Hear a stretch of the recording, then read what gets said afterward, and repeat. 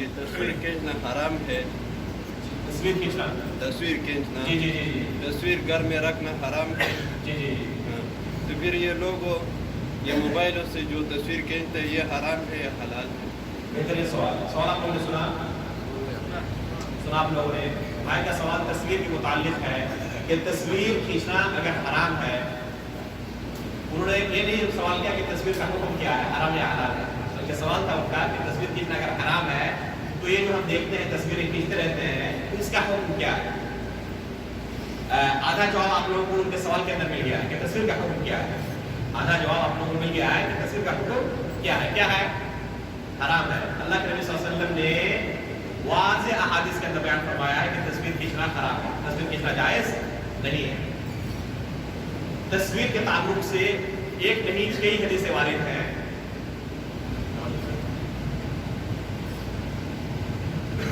تصویر کی کئی شکلیں، تصویر کی کئی شکلیں. شیخ ابن عثیمین رحمۃ اللہ علیہ نے اس مسئلے کو تصویر کے تعلق سے بالتفصیل بیان کیا ہے. بالتفصیل بیان کیا ہے. ایک تصویر ہوتی ہے جو تراشتے ہیں، جیسے پتھر تراش کر تصویر بناتے ہیں نا، اس تعلق سے کسی کا کوئی اختلاف نہیں کہ یہ بالکل حرام ہے. اس تعلق سے کسی کا کوئی اختلاف نہیں کہ یہ بالکل حرام ہے. کچھ تصویریں ایسی ہیں جن کے بارے میں کسی کا کوئی اختلاف نہیں کہ جائز ہے. مثلا کسی درخت کی کوئی تصویر بنا رہا ہے، ٹھیک ہے، کسی درخت کی کوئی تصویر بنا رہا ہے، کسی بلڈنگ کی کوئی تصویر بنا رہا ہے، اس بارے میں کسی کا کوئی اختلاف نہیں کہ حلال ہے، جائز ہے. خود آپ صلی اللہ علیہ وسلم کے ساتھ ایک واقعہ پیش ہوا تصویر کے تعلق سے کہ آپ صلی اللہ علیہ وسلم نماز پڑھ رہے تھے اور سامنے ایک پردہ لٹکا ہوا تھا جس کے اندر تصویریں تھیں، ٹھیک ہے. آپ صلی اللہ علیہ وسلم نے حکم دیا کہ اس پردے کو تم یہاں سے ہٹا دو، اس کی تصویریں مجھے نماز کے اندر خلل ڈالتی ہیں، میں مشغول ہو جاتا ہوں، نماز کے اندر میں مشغول ہو جاتا ہوں، ذہن بھٹک جاتا ہے. اس سے ہمیں یہ بھی درس ملتا ہے کہ نماز کی حالت میں ہمیں ایک سوئی کے ساتھ نماز پڑھنا چاہیے، خشوع و خضوع کے ساتھ. ایسا نہیں کہ ذہن کہیں بھٹکا ہوا ہو اور نماز ختم ہوگی پتہ ہی نہیں چلا کہ کیا ہم نے پڑھا ہے، کیا کتنے رکعت ہوئی ہیں. ایسا اکثر لوگوں کے ساتھ ہوتا رہتا ہے اور ہمارے ساتھ بھی ہوتا ہے، یہ مشکل تقاضا ہے. تو آپ صلی اللہ علیہ وسلم کے ساتھ جب یہ ہو سکتا ہے کہ آپ کا ذہن بھٹک سکتا ہے تو ہم اور آپ کون ہوتے ہیں جن کا ذہن نہ بھٹکے. لیکن حتی الامکان کوشش کرنی چاہیے کہ ہمیں نماز کے اندر ایک سوئی کے ساتھ نماز پڑھنی چاہیے. تو آپ صلی اللہ علیہ وسلم نے کیا حکم دیا کہ اس تصویر کو، اس پردے کو ہٹا دو. لیکن یہ نہیں کہا کہ یہ تصویر جو ہے یہ تصویر تم کاٹ دو یا اس کو جلا دو. تو کچھ تصویریں ایسی ہیں جس بارے میں کسی کا کوئی اختلاف نہیں کہ حلال ہے، جیسے درخت کی تصویر ہو، بلڈنگ کی تصویر ہو، دریا کی تصویر ہو، غیر جاندار جو چیزیں ہیں ان کی تصویر ہو، جس بارے میں کسی کا کوئی اختلاف نہیں. جاندار کی تصویر اور وہ بھی تراش کر، پتھر وغیرہ تراش کر یا مٹی کو انسان کی شکل دے کر، اس بارے میں کسی کا کوئی اختلاف نہیں کہ حرام، ٹھیک ہے. ایک صورت ہمارے سامنے ایسی آئی جس بارے میں کسی کا کوئی اختلاف نہیں کہ حلال ہے، ایک صورت ایسی آئی جس بارے میں کسی کا کوئی اختلاف نہیں کہ وہ حرام ہے. رہی بات وہ تصویریں جو آج کل ڈیجیٹل کی شکل میں موجود ہیں، چاہے موبائل کے کیمرے کی صورت میں ہو یا پھر جو دوسرے کیمرے موجود ہیں اس صورت میں ہو، چاہے فوٹوگرافی کی صورت میں ہو یا ویڈیوگرافی کی صورت میں ہو، یہ جو تصویریں ہیں اس بارے میں علماء کے نزدیک چونکہ یہ نئی چیز ہے، یہ نئی چیز ہے، یہ اللہ کے رسول کے زمانے میں یا پرانے زمانے میں موجود نہیں تھی، لیکن اس کی اصل چونکہ موجود ہے، اس وجہ سے جس زمانے میں جو چیز پائی جائے اس زمانے کے علماء کو، علماء کی طرف، اس سے بڑے علماء کی طرف، جیسے اس زمانے کے اندر اگر کہا جائے 100-200 سال کے اندر کہ چند بڑے علماء کا نام ذکر کیا جائے، ان میں سے ایک شیخ ابن باز کا کوئی نام ذکر کرے گا، شیخ ابن عثیمین رحمۃ اللہ علیہ کا نام ذکر کرے گا. تو شیخ ابن عثیمین رحمۃ اللہ علیہ فرماتے ہیں کہ اس طرح کی تصویر جو ڈیجیٹل ہو، جو آپ فوراً اسے حذف کر سکتے ہو، ڈیلیٹ کر سکتے ہو، چلنے والی ہو، جیسے آئینے کے سامنے آپ کھڑے ہوتے ہیں، جب تک کھڑے ہیں تصویر آپ کی موجود ہے، وہ بھی تصویر ہے نہیں ہے. جب آئینے کے سامنے آپ ہوتے ہیں تو وہ تصویر ہے. اور اللہ کے رسول کے سامنے بھی زمانے میں بھی آئینہ تھا. حدیث میں آتا ہے المؤمن مرآۃ المؤمن، ایک مومن دوسرے مومن کا آئینہ ہے. آئینے کا مطلب کیا ہے؟ جس طرح آپ آئینے کے سامنے کھڑے ہوتے ہیں اور آپ کے عیوب کیا ہے آپ کو پتہ چل جاتا ہے. تو ایک مومن دوسرے مومن کے تعلق سے اسی طرح ہے، یعنی آپ کے اندر اگر کوئی عیب ہے تو مومن بھائی کا تقاضا ہے کہ آپ کو نصیحت کرے کہ میرے بھائی آپ کے اندر ایک فلاں برائیاں پائی جاتی ہیں تو ان برائیوں کو آپ نہ کریں. تو آئینہ کہا گیا ہے. تو آئینے کا تذکرہ حدیث کے اندر موجود ہے. اللہ کے رسول کے زمانے میں آئینہ موجود تھا. آئینے کے سامنے جب کوئی کھڑا ہوتا ہے تصویر ہوتی ہے نہیں ہوتی اس کی, لیکن جب ہٹ جاتا ہے تو تصویر اس کی اس کے ساتھ ہٹ جاتی ہے. تو اسی کے ساتھ قریب تر ہے یہ ڈیجیٹل کا. یہ بہت سارے علماء کا فتویٰ ہے. اس بارے میں ایک ہی قول نہیں ہے, اختلاف ہے. بہت سارے علماء نے یہ بھی فتویٰ دیا ہے کہ احتیاط کا تقاضا یہ ہے کہ اس تصویر سے بھی پرہیز کیا جائے.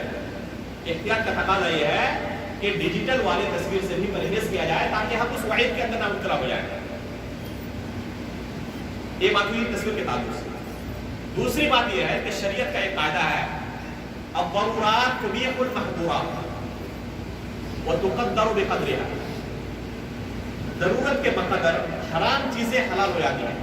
پہلی بات کہ ڈیجیٹل کیمرے کی جو تصویر ہے اس بارے میں ہم نے اختلاف ذکر کیا, اور بہت سارے علماء کی بات ہم نے ذکر کی کہ ان کے نزدیک یہی راجح ہے کہ یہ تصویر حرام نہیں ہے.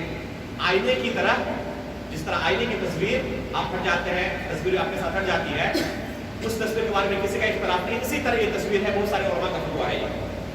ٹھیک ہے, اگر حرام نہیں مانی جائے تو بقدر ضرورت یہ حلال ہوگی. بقدر ضرورت یہ حلال ہوگی. مثلا اگر کوئی شخص حج کرنا چاہتا ہے, اس پر حج فرض ہے, اللہ تعالیٰ نے صحت بھی عطا کی ہے اور مال و دولت کی نعمت سے اس کو نوازا ہے. اب حج اگر نہ کرے تو اللہ تعالیٰ کے پاس قیامت کے دن سے سوال کیا جائے گا. اب اگر حج کرنا چاہتا ہے تو اس کو پاسپورٹ بنانا آج ضروری ہے. پاسپورٹ بنانا آج ضروری ہے, اور بغیر تصویر کو پاسپورٹ بنا سکتا ہے؟ ممکن ہے. بغیر تصویر کے اگر کوئی پاسپورٹ بنانا چاہے تو آج پاسپورٹ بنانا ممکن نہیں ہے. اگر کوئی شخص یہ کہے کہ تصویر بنانا حرام ہے اس لیے میں پاسپورٹ نہیں بناؤں گا, اور پاسپورٹ نہ ہونے کی وجہ سے وہ حج نہیں کر پایا, تو صرف تصویر نہ بنانے کی وجہ سے اگر کوئی شخص کہے کہ میں حج نہیں کروں گا تو کیا اللہ تعالیٰ کے پاس سوال اس کو نہیں ہوگا تم نے حج کیوں نہیں کیا؟ یقیناً سوال ہوگا. تو شریعت کا ایک قاعدہ ہے, الضرورات تبیح المحظورات وتقدر بقدرها. ضرورت کے بقدر شریعت کے اندر حرام چیزیں بھی حلال ہو جاتی ہیں. اگر درس کے لیے کوئی تصویر ہو, جیسے ابھی ہم یہ دینی باتیں کر رہے ہیں, ابھی ہم اس درس سے جب فارغ ہو جائیں گے, نکل جائیں گے, تو اکثر لوگوں کو اگر پکڑ کر پوچھا جائے کہ اس درس کے اندر مقرر صاحب نے, خطیب صاحب نے کون سی باتیں بیان کی ہیں, تو ہو سکتا ہے کہ کوئی 10% بیان کر سکے, کوئی 20% بیان کر سکے, کوئی 30% بیان کر کے سکے.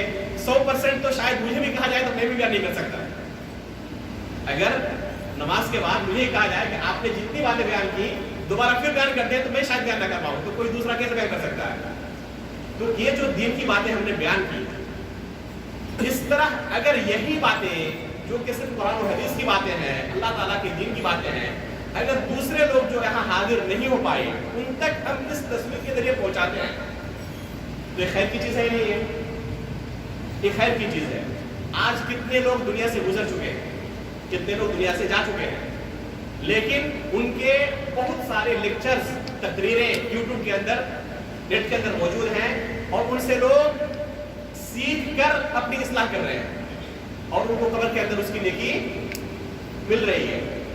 میں نے بھی اس درس کے شروع میں ایک بھائی سے کہا کہ اس درس کا ویڈیو آپ بنائیں تاکہ یوٹیوب پر اپلوڈ کر سکوں. ہو سکتا ہے کہ آئندہ کل میں نہ رہوں, لیکن یہ درس موجود رہے اور قبر کے اندر اس کی نیکی مجھے ملتی رہے.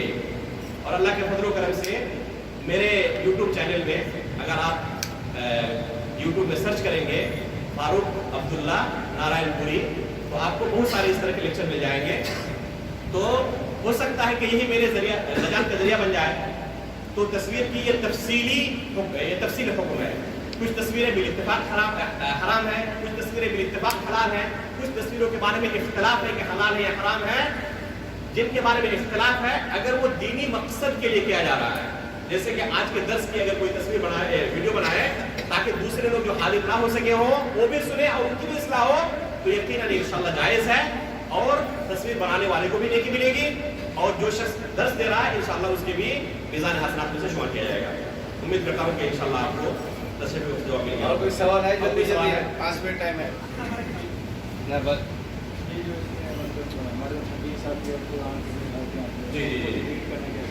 جی یہ بہت سارے لوگوں کی طرف سے سوال آتا ہے. پتہ نہیں یہ لوگوں کے درمیان کیسے یہ مشہور ہو گیا ہے یا آپ قرآن کی آیت کو یا حدیث کو ڈیلیٹ نہیں کر سکتے. یہ غلط ہے. آپ اگر موبائل سے ڈیلیٹ کرنا چاہیں اس میں کوئی حرج نہیں ہے. موبائل سے آپ کی میموری فل ہو گئی ہے یا آپ اس میموری کے اندر اور کوئی دوسری چیز رکھنا چاہتے ہیں جس وجہ سے آپ کو ڈیلیٹ کرنا پڑ رہا ہے, تو اس میں کوئی حرج نہیں ہے کہ آپ اس کو ڈیلیٹ کر دیں. اس میں کوئی حرج نہیں ہے کہ اس کو ڈیلیٹ کر دیں. یہ توہین نہیں ہے قرآن کی یا حدیث کی. جی کسی دوسرے کو کوئی سوال ہے؟ جی فرمائیں. کسی کا سوال ہو تو تیار رکھو اور جلدی کریں, بہت کم ہے. ہم لوگ وضو کا پاک میں اشہد ان لا الہ الا اللہ و اشہد ان محمد رسول اللہ پڑھتے ہیں, آسان رکھتے ہیں. جی جی کیا چاہیے اللہ کے رسول صلی اللہ علیہ وسلم سے یا صحابہ کرام سے اس طرح منقول نہیں ہے کہ وہ اشہد اللہ کے وقت اس طرح انگلی اٹھاتے تھے. یہ منقول نہیں ہے. اس وجہ سے اللہ کے رسول صلی اللہ علیہ وسلم اور صحابہ کرام کا طریقہ سب سے بہتر طریقہ ہے, اور وہ طریقہ جب ہم بہتر مان لیں اس طریقے پر ہمیں اطمینان بھی ہونا چاہیے. اس لیے اشہد اللہ الہ الا اللہ کے وقت انگلی اٹھانے کا تذکرہ اللہ کے رسول صحابہ کرام سلف صالحین سے نہیں ملتا. اس وجہ سے یہ کام صحیح نہیں ہے. اگر صحیح ہوتا تو سب سے پہلے اللہ کے رسول کرتے, صحابہ کرام تابعین اعلان کرتے. نماز